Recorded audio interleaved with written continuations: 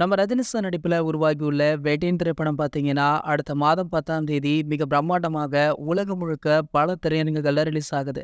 இந்த படத்திற்காக தான் ஒட்டுமொத்த ரஜினி சாருடைய ரசிகர்களுமே வெயிட்டிங். ஆனா இருந்தாலுமே இவருடைய அடுத்த படமான கூலி திரைப்படத்தின் மீது இத விட அதிக எதிர்பார்ப்பு இருக்கு அப்படின்றது ஒரு மறுக்க முடியாத உண்மைதான். காரணம் என்ன அப்படின்னு பார்த்தீங்கன்னா, அந்த படத்துடைய காஸ்ட் அண்ட் க்ரூ மேலுமே அந்த படத்துடைய இயக்குனரான லோகேஷ் கனகராஜ் அப்படின்னு கூட சொல்லலாம். மேலும் படத்திலிருந்து வரையான ஒவ்வொரு அப்டேட்டுகளுமே அந்த அளவிற்கு தரமாக இருந்திருக்கு. படத்துல ஒர்க் பண்ற காஸ்ட் அண்ட் க்ரூவாக இருக்கட்டும், அடுத்து வெளியான ப்ரோமோ வீடியோவாக இருக்கட்டும், எல்லாமே டிஃப்ரெண்டாக இருக்கு அப்படின்றதுனால வேட்டையின் படத்தை விட கூலி திரைப்படத்திற்கு ஒரு மிகப்பெரிய எதிர்பார்ப்பு இருந்துட்டு இருக்கு. ஸோ வேட்டையின் திரைப்படம் அடுத்த மாதம் 10ஆம் தேதி வெளியாக போகுது அப்படின்றதுனால லைக்கா நிறுவனம் பார்த்தீங்கன்னா சன் பிக்சர்ஸ் உடன் ஒரு சில ஒப்பந்தம் எல்லாம் போட்டிருக்காங்களாம். கூலி திரைப்படத்துடைய அப்டேட் வெளியிட்டா வேட்டையின் படத்துடைய ஹைப் குறைந்துவிடும் அப்படின்றதுனால கூலி திரைப்படத்துடைய அப்டேட்டுகளை ஹோல்ட் பண்ணி வச்சிருக்காங்க. அதாவது இந்த படத்துடைய ட்ரீசருடன் கூடிய ப்ரோமோ வீடியோ ஒன்று ரெடியாக இருக்கா. இந்த ப்ரோமோ வீடியோ முழுக்கவே ஆக்ஷன் காட்சிகளாக இருக்கும் அப்படின்னு சொல்லப்படுது. இந்த ப்ரோமோ வீடியோவை